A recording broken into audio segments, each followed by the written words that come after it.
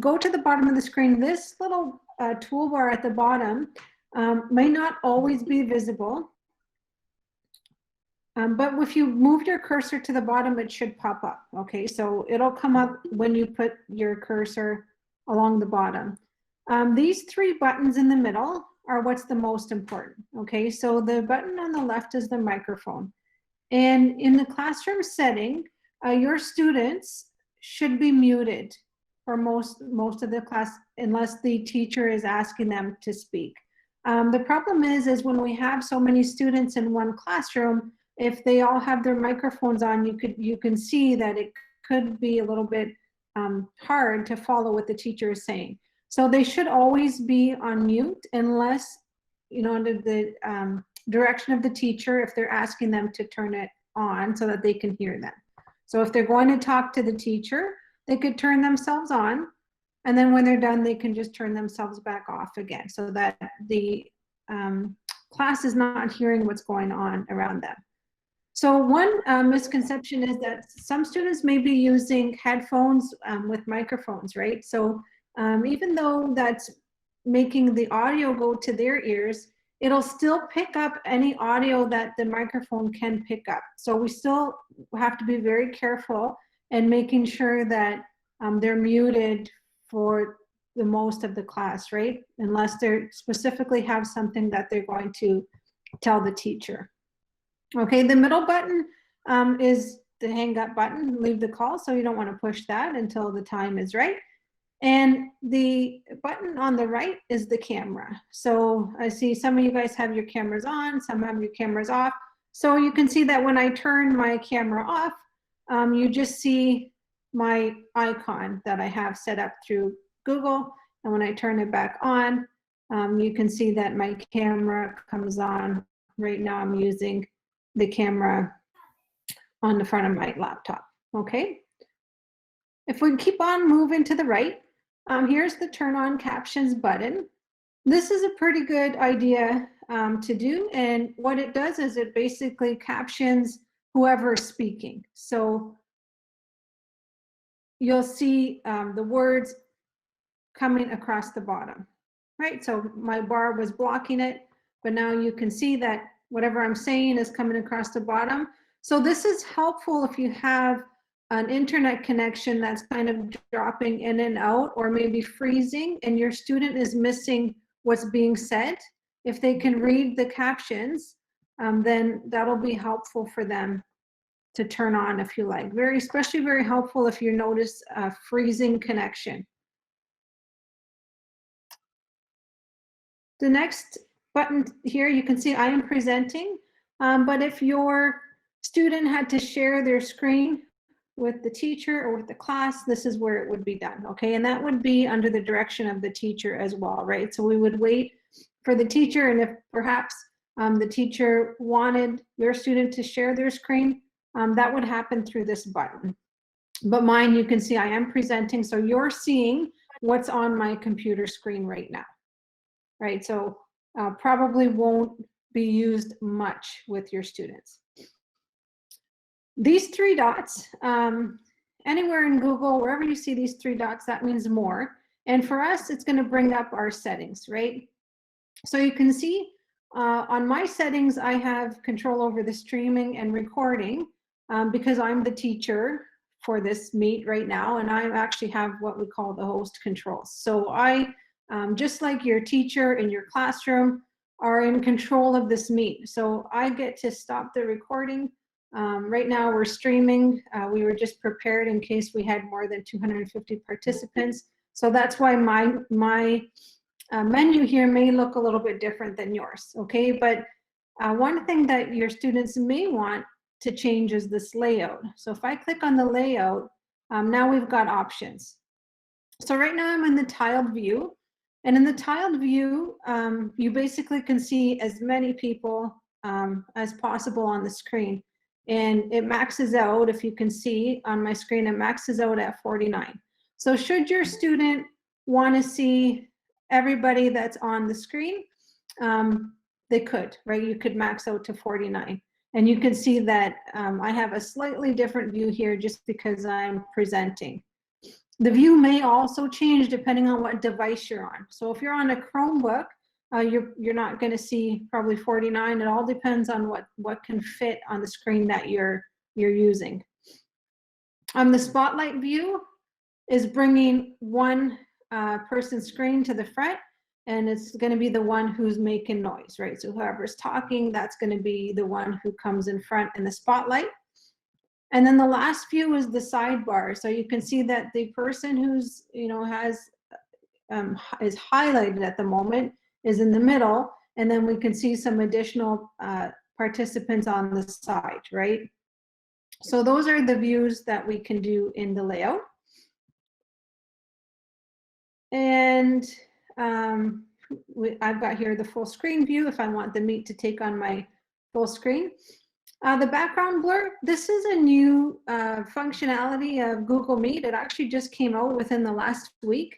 But if you can see, when I turn on my background blur, well, you probably can't see it right now.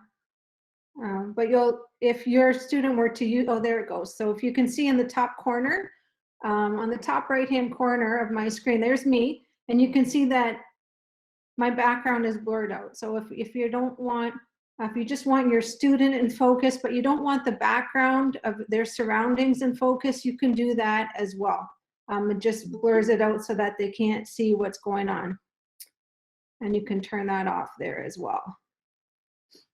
Okay, the captions is available through here, so you could turn the captions on and off here. But what I really want to show you is the settings. So if we look into the settings, here is where we can change the audio and the video settings. So audio, if you're using some sort of headset with a microphone, you would adjust the settings here to select the right device. And same goes for speakers. So if they're using a headset, you would change that to the speakers. What I really want to show you is a video. And you can see that we have the option to choose the camera. So right now I'm using the camera of my computer, but if I was using a separate webcam, I could choose that here. But what I really want to show you is the receive resolution. So mine is at 360p, and that is the minimum resolution right now. And that's what I would suggest, that you're making sure that you're receiving at 360 as well. High definition, although it looks better, it requires a bigger bandwidth, right? So that means that you need to download at a higher speed. So if your internet connection is not really, really fast, and you're trying to have a high definition of receiving, then this might cause problems for you. So you want to make sure that you're at your standard definition of 360p for that. And that's all I want to show you on the more options. If we go over to the side, right now I'm clicked on the People tab, and on the People tab is where you or your student can see everybody that's on the Meet, and you get a little bit of a special controls in here. So what you can do is, let's say I wanted to see my teacher, so I'm going to go and find Emily down here so we can show you that. There she is. Okay, so Emily is on student 1. If I push the pin button, you can see that there she is. She's going to take up my whole screen, right? So this is something that your students might want to do to their teacher, right? So if they really want to see what's going on with their teacher, they can pin their teacher, and their teacher will take up the whole screen. So they can go and they have an option of who they want to pin to that screen. So if the teacher's presenting something, maybe they're writing something that your student wants to see, and they really want to make sure they see them very well, whole screen, and then you can go and pin them. The last thing I want to show you is the chat window. So some of you guys have already saw the chat button. That's where your students can type in. So just like here, your student's teacher will have rules, right? So they won't want likely the student to blurt out and interrupt the lesson. But if they have a question to ask, they can always type it in this window, just like we're going to do here.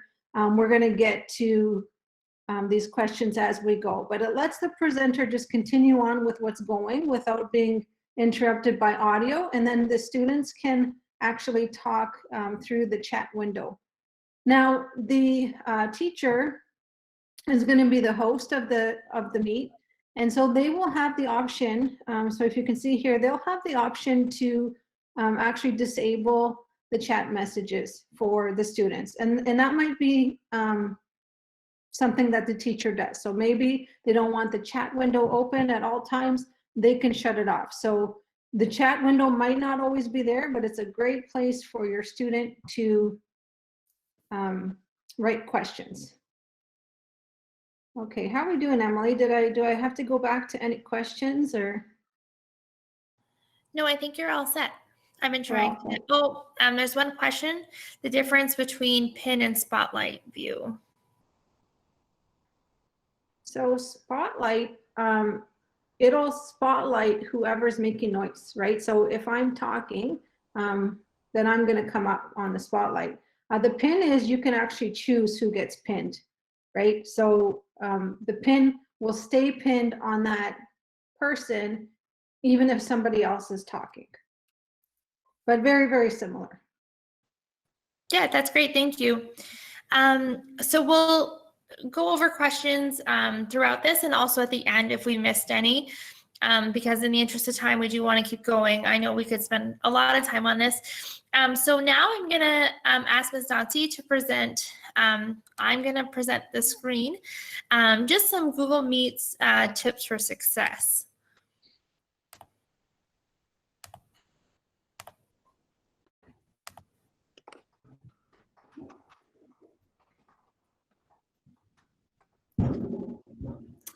Thank you, Emily. So we have a few tips that we think will be helpful in order to make sure that your child is successful in the Google Classroom. One of them is obviously be on time and ready to learn. So making sure that they have an area that's quiet and away from traffic, sort of like where you would have a school setting, meaning a table and a chair with all of the things that they need, and free of distractions. Mute as needed is another rule that we need to follow. So the kids need to be aware where their mute button is, but also recognize that at times the teacher may need to mute them for a given reason. Make sure that your video is turned on, and the mute as needed is just like we did how we asked everybody to mute at the very beginning. Your teacher might instruct your child to do that as well. Have your materials ready. So making sure that we have the school supplies that we need set to go. Specifically, I'm thinking of if you know you're going to need a calculator or you haven't used one yet, but you might need one, just making sure that you have a basket of everything that you need ready to go so that you're not missing anything in the lessons. Being kind and respectful. So making sure that you're aware of the students that are in your class and just behaving appropriately with those students. Eliminating background noise, so trying your best to be quiet. We recognize that it's a long time on the computer for some of these kids. So there are some situations where teachers will allow students to sort of step away and take a break and come back if they need to, but just know that when they're doing that, that they're not distracting their other classmates. We're going to encourage kids to ask an adult for help if they're having trouble with the computer. And I know right now it seems like the people that are helping, the grown-ups in the house that are helping our students seem to have to help out a lot this first week or so. And our hope is that as the children become more familiar with the computer and how it works, the Chromebook, you will be able to step back a little bit and not provide as much support as you have to right now. And then finally, just to try their best. It's overwhelming, it's a new platform, and it's very different from what March to June looked like. So our goal here is just to meet kids where they're at. Try to make sure that they reach success, and if there is a problem or concern, by all means, reaching out to the teacher so that they can help work through those problems. Anything you'd like to add, Emily? No, that was perfect. Thank you. Okay, so now we'll head to the Google Classroom portion of this evening. I do want to note that if at any point I get disconnected, I will come back as fast as I can. And that's a good point to mention, because oftentimes our teachers, our students, fellow classmates, your own children may get logged out for whatever reason. And so we just know that we're all trying best as we can to get back as fast as possible. So when I present, I like to do it in real time to show you how to get to where I'm going. So how do we get to the Google Classroom? Every student has what's called a G Suite of products here, located in the 9 dots. Some people call it a grid, some people call it a waffle. So when we click on the 9 dots, I see a classroom icon. When I click there, I'm prompted to see all the classes I am enrolled in. This is a a training platform account. So these are all, this is a mock classroom we're going to be using, but we'll be using the training classroom. It's important to mention here that what students see in Google Classroom and what teachers see in Google Classroom are 2 different screens. And so oftentimes teachers are trying to guide students with how to submit classwork, but yet what a teacher sees on their screen is not the same. And sometimes that can get difficult for the teacher to say, okay, click on the turn in button. Student says, okay, where is the turn in button? And so I kind of explain it like it's like having a map. You know how to get to somewhere, but you might not have the exact roads to travel down. So we provide videos in a session like tonight to kind of show the difference to the parent and the student to where to find that work. So we'll begin, this is called the stream page. This is what I like to call the home page. I'm having not the greatest internet connection tonight, so I'm just gonna sometimes click back and forth to make sure you're all here. Victoria, I'll ask that you just message me if I get disconnected on my cell phone so I know right away. So on the stream page, you'll see in the header, and this is where the students are encouraged to find their Google Meet link for the day. Now, sometimes students say, well, the link wasn't there. So the link will become visible once the teacher is ready to begin the meet. If by chance your student logs in and the Meet link is not here, it's because it's not active yet. At that time, I'd recommend that the student continue to click the refresh button. And once the Meet is started, the link will appear. But if they don't click refresh, the link will not appear because it will stay as it was when they originally joined Google Classroom for the day. So again, knowing where refresh is and explaining to your child or the student you're working with the importance of clicking refresh. If I go down on this page, I see all the stream posts. Again, these are all pretend posts I made for the purpose of this session. However, your child's teacher has posted different content here. Your student may have the ability to comment, they may not. Again, I like to say that Google Classrooms look different from teacher to teacher. This is just like the physical classroom. Every child's classroom looks different than their peer because every teacher sets it up their own way. So no way is better than the other, but some have different preferences. So again, you may be able to comment, you may not as a student. I always say it's good to make a mental note of where you last left off. So if the last thing I saw was Happy Thursday, then I know I need to see everything above that. Again, teachers post information here, such as important notes or reminders. Some may post classwork. So just to know why the stream page exists, and again, the Google Meet link here, and important to note, if you don't see it, to click refresh, and it will appear when the teacher is ready to begin teaching. Also really important on this page is the work that's due. So when work is given a due date by the teacher, it will appear here.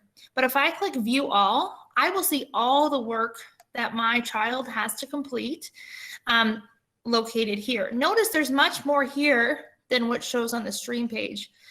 All that's on the stream page is things with a due date. It's not to say it's not due, it just might not be due by a certain date. So here's everything that I have to complete. Everything that was assigned to me is divided in category. Everything that's been returned, which is nothing at this time, and everything that's missing. So say by chance your student hasn't completed something on time, it will go to the missing category. So that's the differences of the stream page. I then want to go to the people page. On the people page, at the top are the teachers. You may also see support staff here, educational assistants, and should you wish to contact that specific person, if I click the envelope, it will prompt me to email Victoria directly. So know that that option is there for you. You will also see the students enrolled in the class down here. There are no students enrolled except this student account that I'm on. However, there are envelopes there also. Say there's a group project and they need to find a way to communicate with each other. That feature of the envelopes will be there also. If I head back to the classwork page, there's all different headings. Again, please don't think that because the headings appear this way, they're going to be the exact same in your students' Google Classroom. Again, how each teacher sets this up is up to their professional judgment. And so it may look different, but in essence, it's similar where the headings may be divided by content area, they may be divided by weekly work, there may be a parent section. So maybe take the time, maybe not tonight, but tonight if you like, or another night this week, to see how your student's classwork page is divided. Here I can see, again, if I click view your work, it will tell me everything that's due. And Google Calendar shows me everything that's due by due date. So I always like to say it's like the two types of people. One is a to-do list, one is a planner. So this would be the planner type person where everything's in a planner, whereas view your work is more the to-do list. I'm a to-do list person, but I know my sister likes the planner way. So it's kind of what's best for your child. Then we'll go through the different types of assignments. So here you'll notice there's different icons. This one here means it's information or material. So if I click view material, I can see the content. It's the flyer for tonight's session, which you've all seen, and thank you so much for coming to it. Then if I head down, I know that these are assignments, the blue with a clipboard, and this is a question. So here, please write how many letters are in your name in the box. If I type 5 and then I click send, my answer has been recorded. So that is a question type of work. Then sequencing through cooking. In this example, I want to show you a couple things. So I want to click view assignment. So it says, please see the assignment in the Google slide and be sure to upload a picture of yourself making the recipe. So I'm going to find the directions of this assignment by clicking on the slide. However, the teacher may have posted the directions directly here in the text box, but I will click here to see what the directions are. So here it tells me what I need to do. So this is an example of an assignment where the students had to upload a picture of themselves sequencing a cooking recipe for their coding and robotics class that I had in the spring. So I know that it's asking me for how to upload a picture. And I know that's a frequent type of assignment. So to upload a picture, Victoria is going to touch on, we have tutorials made for you and guides. I didn't make them. I do not want to take credit. Lori Clement, Doug Sadler, and their team made them in the spring. And so that resource is there for you. We'll show you where that is. But for this, I will show you how to do it. So if I want to upload a picture, I go to add or create, and I go from Google Drive. Now, if you've not done this before, I'd really recommend, as the adults in the home, maybe monitoring the learning, uploading Google Drive directly to your cell phone, and then enrolling with your child's My Tools to Go account. That way you can directly upload the picture from your phone into the Google Drive account. So I've already done that for this example, but if I had to upload a Google Doc or a Google Slide or a Google Sheet, I could do that here. But for the photo, I'm going to upload from my Drive. Then if I go to my Drive, and then here I have a picture of my son making banana bread. And then it's really important to click hand in, because if I don't click hand in, then the teacher does not receive the copy. If I had a question, I wasn't sure how to read the instructions, or I wasn't sure how to do the recipe for this example, or I needed help from the teacher, I could say, Mrs. Lamarzi, please help me with the instructions on the slide. I wasn't able to read them. For example, my encouragement to you and to encourage your child is to just be specific in what they require assistance with. Sometimes the students say, please help. Absolutely, we love to help. That's our job, but we just want to make sure we're helping with exactly with what they need. So if they can communicate what exactly they need help with, then we can just help them faster and get to the solution as fast as we can. It's super important to click this post button. If we just leave it like this, it will not send. So if I click post, it now is sent to the teacher, and I'm going to hand in my assignment. What's also helpful to know is that every time a teacher gives a due date to an assignment, the student is emailed here in their inbox, okay? So students do have a Gmail account linked with their My Tools to Go. Again, that's accessible by the 9 grid and the waffle. And then they would just click on Gmail, and Gmail will be brought to them. So that if you weren't aware of that, as the adult in the home, you can go into the inbox and see everything that's there from the teacher. If they posted in the stream, if they sent you an email. So you do want to make note, and I'll show you how to get there if you open up Google and then directly to Gmail. Everything that's been assigned is in this inbox or returned. It just notifies you that way. So that's an example of how to submit my work. I can see I've submitted it because it says unsubmit, and then how to post a comment directly to the teacher. And I think that's it in terms of Google Classroom and uploading work and knowing where it's due. I know right now there's a lot in terms of Google Classroom, so we just wanted to make you aware of the most important features right now. And then Victoria, if you don't mind showing the parent portal and how to access those resources. Absolutely. So I'm going to take over here with the screen. Okay, and I'm going to draw your attention to this website. So if you want to, actually I'll copy and I'll paste this into the chat right now.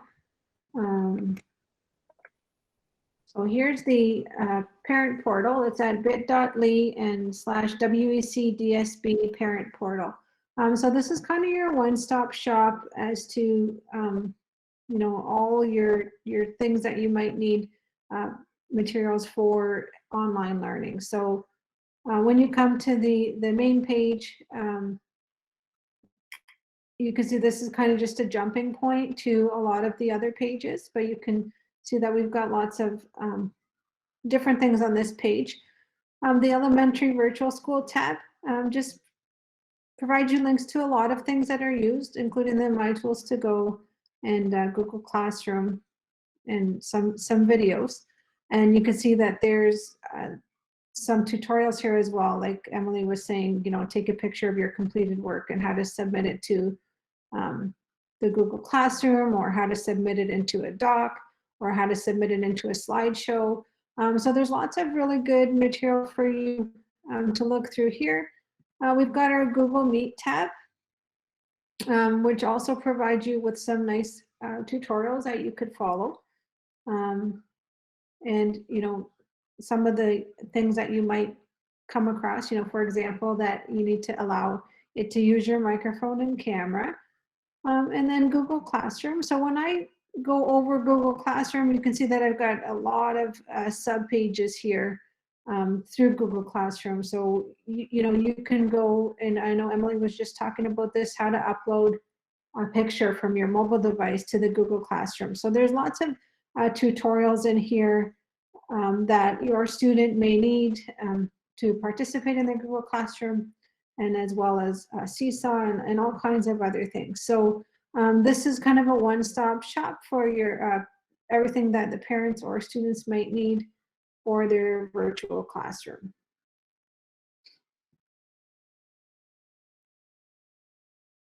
So the parent portal, Maria, is just a place for you to find information.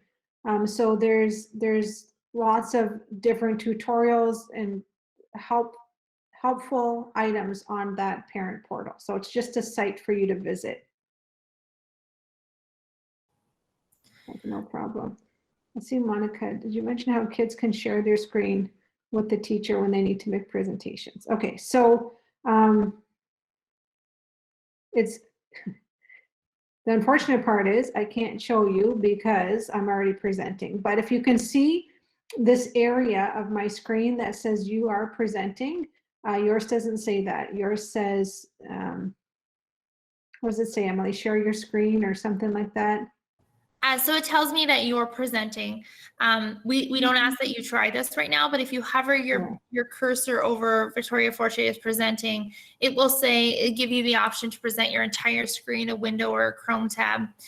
If you click on your entire screen, it's gonna want you to verify that you're giving permission to do that. And I think a step that's often confused, and it's not clearly laid out, so it's understandable, but you're going to get a box that appears and you'll have to click inside the box where you see your screen, kind of giving Google permission to use your screen.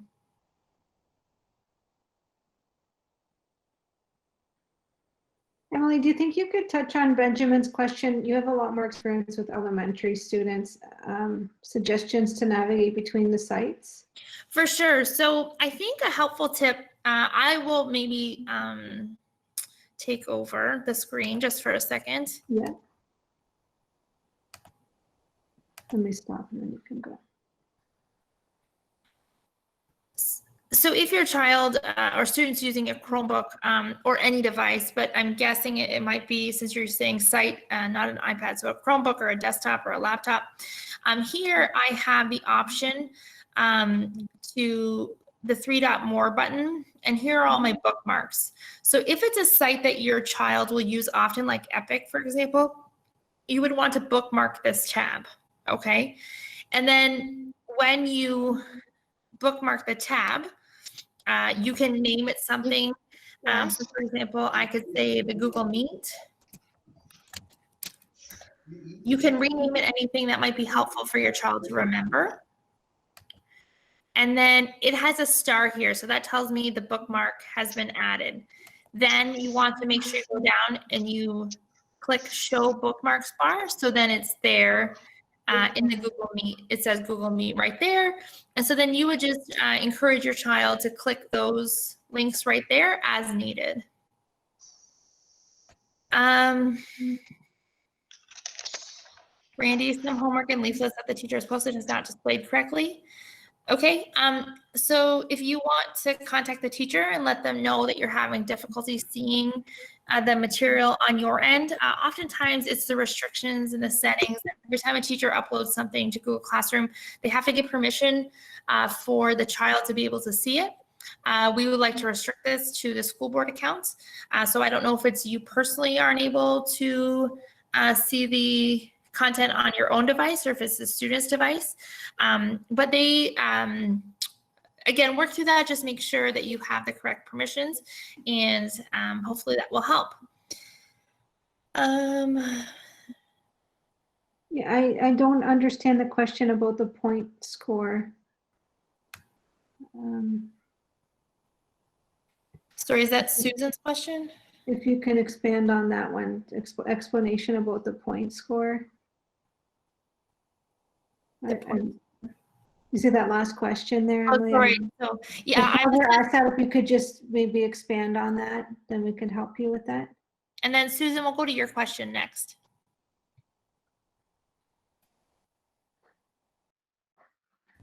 It's not really a question. Okay. Yeah, I think they're just saying that the Command D on a Mac will mute and unmute. Yeah, and I just tried it on I tried it on a Chromebook, and if you do Control D, you can mute and unmute.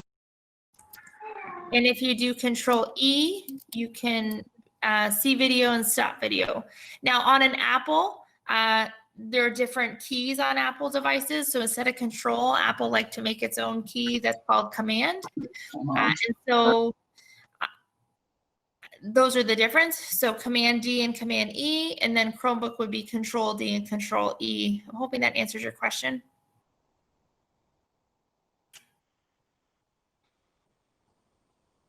And then this parent or adult under the account of Obama Alzenwar, if you can just elaborate on your point score question, please. You can unmute yourself.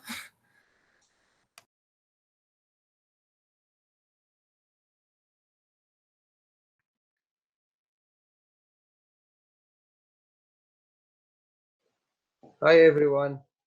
I'm just wondering about the score point, like when my kids have an assignment and when they solve it, I submit for you guys. And how I can know how much score point they get from the total amount you guys asked for? For example, is 100 point. How I can know how can I find my kid's point for that assignment? So maybe Emily, do you have like a student view of an assignment? Yeah, so I do have a view, but I think it's important to note that if there is a point grade given, that it will appear on the assignment category, okay? So I didn't assign points and your teachers may not be assigning points through Google Classroom, or they might be, okay? So I can't, again, each teacher may do it differently. You would see the score given on Google Classroom. However, your teacher might be giving their grade a different way. So if I were you, I would contact the teacher and just ask them how they are assigning grades for the material through Google Classroom. Does that help?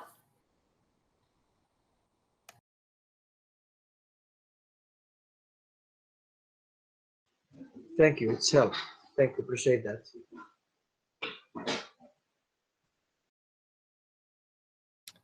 The account of Marie Eve asked for a list of shortcuts available on the parent portal. So if I head to the parent portal, I'll show you that. I just want to grab there 1 second. At the top, there's all the shortcuts are kind of laid out along with the header of the screen. So if I head to Google Meet, Google Classroom, those are uploading images, Seesaw, and any questions that way. In terms of other shortcuts, if you click on Elementary Virtual School, and you go to Google Classroom, for example, it prompts you right to Google Classroom. So it's not necessarily a list as much as it is icons that you can click to take you where you need to go.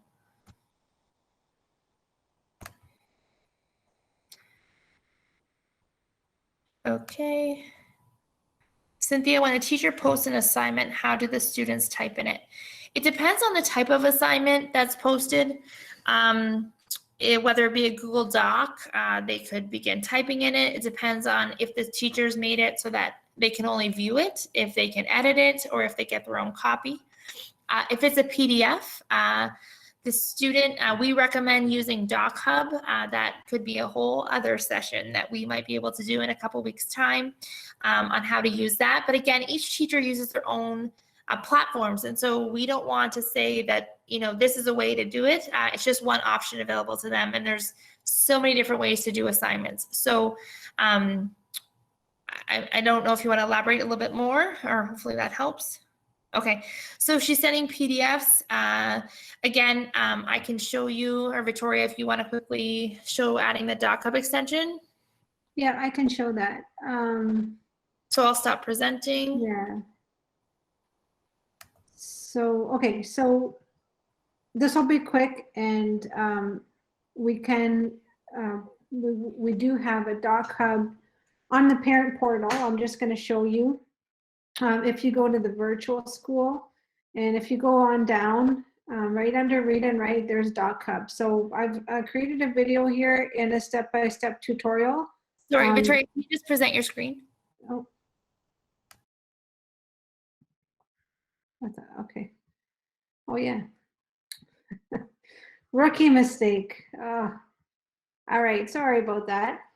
So on the parent portal, if you go to the Elementary Virtual School tab and you cursor down, you'll see there's the Doc Hub. And on the bottom, there's two links. Here is a written tutorial, and the second link on the bottom is a video tutorial that I had made. But basically, I'll show you. If you go to Doc Hub extension, you just type that in your search bar, and the very first thing that comes up is the extension. I already have it installed. However, if not, it'll give you an option to add that extension to your Chrome. Okay, so I don't have that because I already have the extension installed. Once it's installed, when you're in your classroom, let me just see. My view might look a little bit different. Oh, I'm a student in the training classroom, right? I remember where I'm a student in. You are. I think you're a student potentially in the PD, but that's okay because they can. The prompt will still be the same even Yeah, as the teacher. so when you go, do we have, okay, let me just I go think math here. worksheet 1. Yeah, so here, so for example, your view may look a little different. I'm a teacher in this classroom. Your student's view may look a little bit different. I believe that their file will be in the top right-hand corner of the screen. However, regardless of where it is, if it's a PDF and you want to write on it, you just right-click. Or if you're on a Chromebook or anything with a mouse pad, you just click with 2 fingers. So you click with 2 fingers, and I'm going to select the link on top, which says Open Link in New Tab. And you can see over here, it's opened that PDF in a new tab. I'm going to select that drop down, and I'm going to select DocHub. So it says Open With. Now I'm going to pick DocHub. It's going to go into even another window. So now we're on a 3rd window, and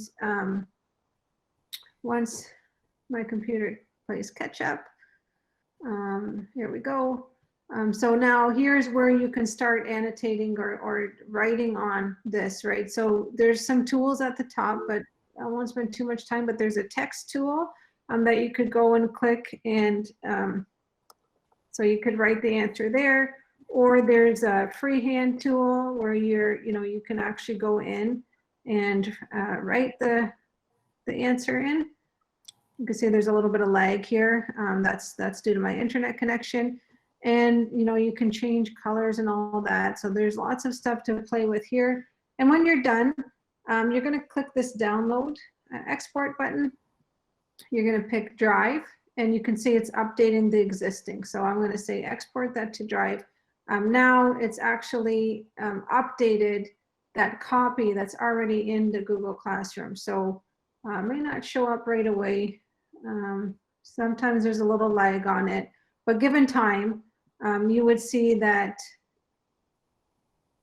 this document, this PDF would actually be updated. But of course, I've got a bit of a lag right now, so you're not going to see that.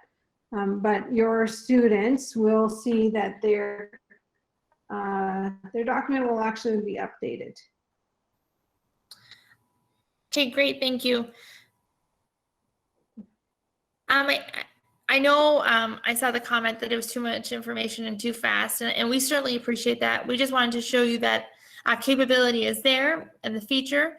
And like I said, we're happy to do another session should it be helpful for you on DocHub. But again, this was meant to be an introductory overview of the main tools we're using of Google Meet and Google Classroom.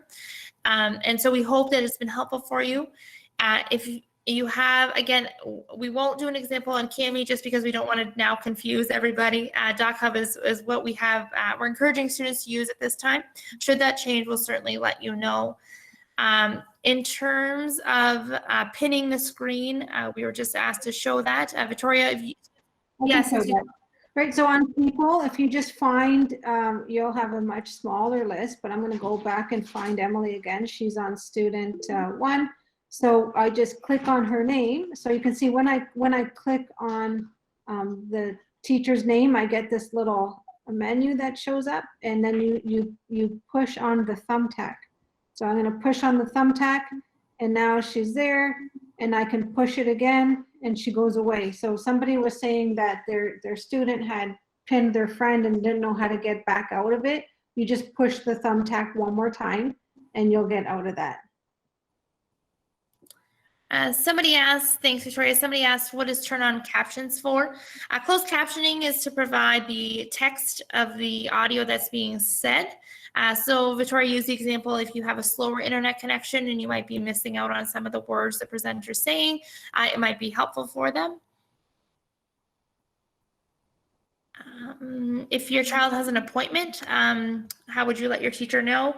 On Google Classroom, I'll take over the screen just quickly to show you one way to tell them.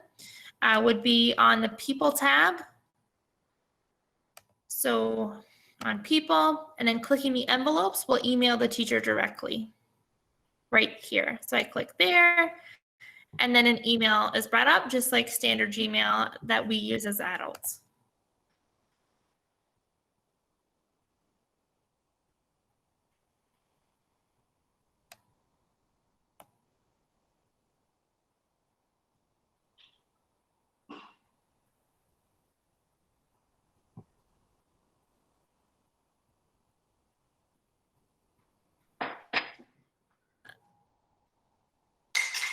Sorry, did we lose Emily?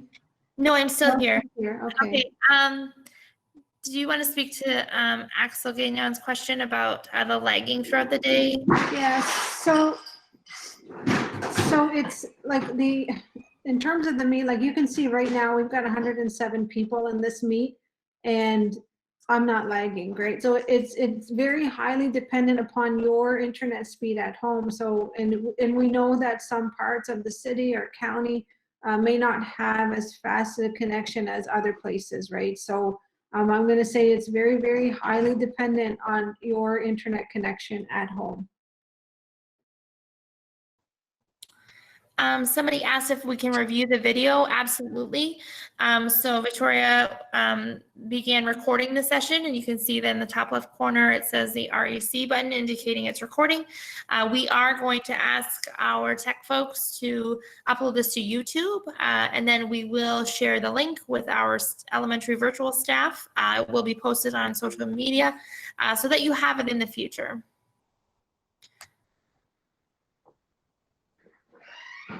How do you change the background shown in webcam?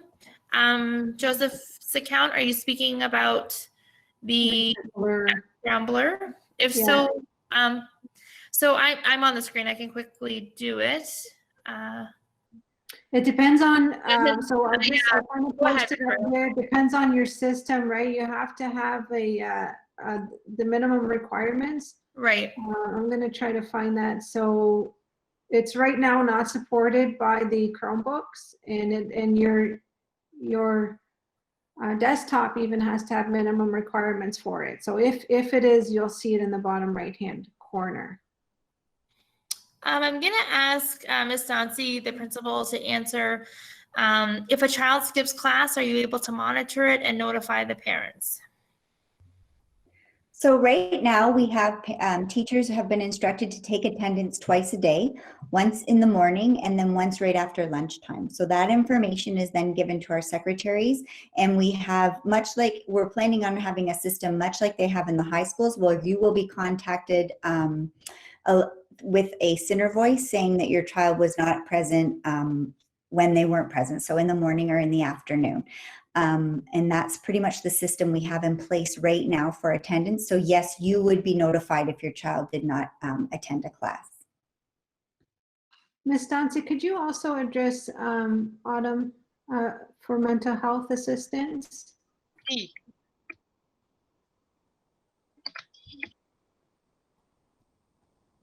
Just let me read it over. Okay. I can read it to you, or I don't know if you, I know there's a lot of questions. Yep. So we do have services in place. So what I would suggest is you contact me and I can let you know. We have CYWs, they're still attached to the home schools where your children would normally attend. So they would have access to CYW support. And as well, if you just let me know, or the LSST or even your classroom teacher, then we can make sure that we guide you in the right direction to put those services in place. They are available even though we're virtual. I'm just going to touch on the question from Isabella. Way to mute only the Google Meet while the instructor is teaching other grades. Now, the only way that you won't hear the Google Meet is if you turn the volume off on your device. But unfortunately, if you do that, then you won't hear the teacher at all, or know when it's time to come back if they're calling the students back to the meet.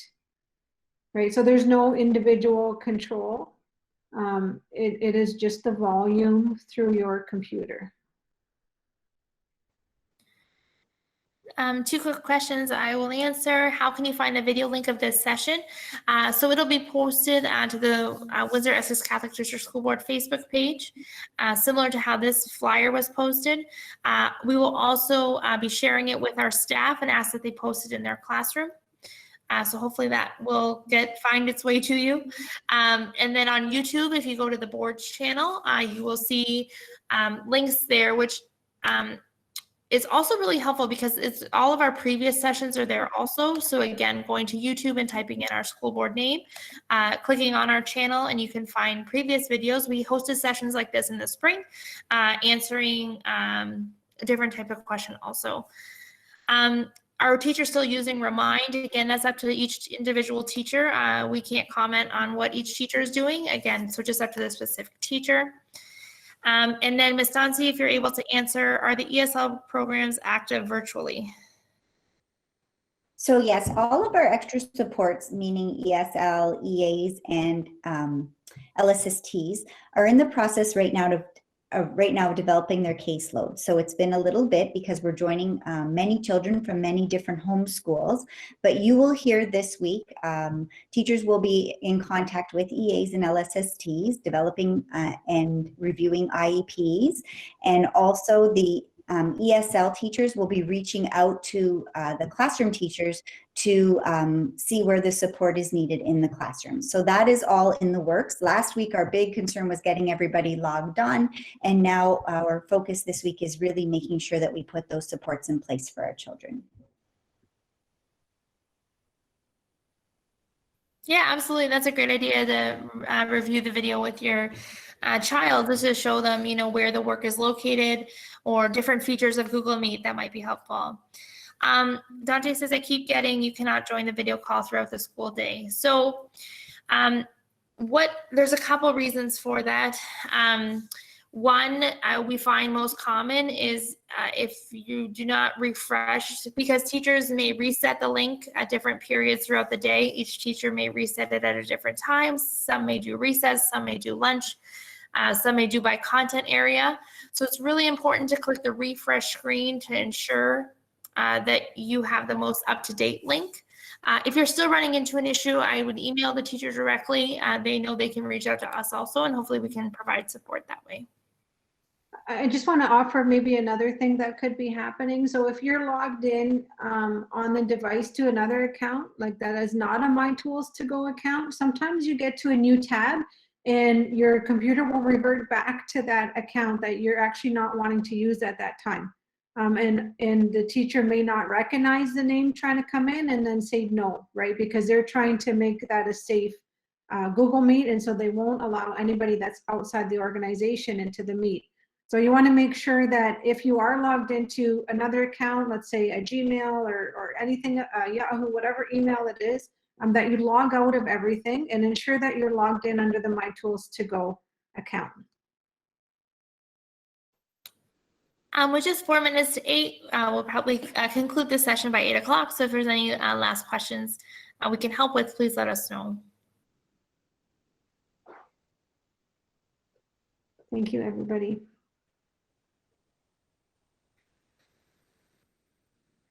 Ms. Dancy, there's a question here in regards to ESL and ELL assessments for their English level. So depending on the grade level of the child, yes, the ELL teacher will do an assessment and reach the child where they're at in terms of their English, what supports they're required for their English level.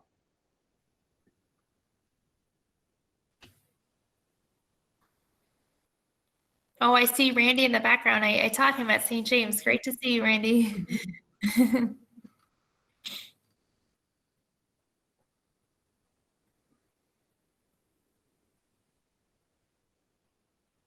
Ms. Dancy, if you don't mind addressing the last question in terms of approaching the teacher in regards to class dynamics. So you can email the teacher as we showed there, or if the teacher in their welcome letter has provided a phone number, or just say to them, I would like in your email for you to reach out to me and they can call you. The teacher is always the first point that you would go. So if you have a problem, talk with the teacher first and hopefully you can come to a solution. And if that doesn't happen, then by all means contact myself or the 2 vice principals, Jody Devlin or Janet Gersoy, and we can help you work through the issue as well. But the email would be fine, or if the teacher provided a phone number for you to use, or just say, could you please call me in your email, and they'll be more than happy to reach out with you, I'm sure. Dante, why do I get cut off from the stream? The stream page and the classwork page are 2 different pages. So unfortunately, you can't be on both pages at the same time. Well, I went to classwork. We did the classwork, and when we wanted to return to stream, we got the you can't join the video call message. Okay, so what type of device was that? Excuse me? What type of device were you using? I think it was a laptop, just an Acer laptop. Mark, bet. Okay. So maybe just ensuring that you refresh the page, see if the stream is there, close out any previous Google Meets that you were in, and then you should be able to join that way. And again, if not, reach out to the teacher. It might have been a different link. It may be the account that was showing. I don't know specifically, unfortunately. Those are just some tips to help. Well, maybe if I put it this way, when the teacher shows a screenshot of what the assignment's going to be, and then we go to classwork and do the assignment, we weren't able to get back to stream. Like when we're done with the work, we want to get back to the classroom.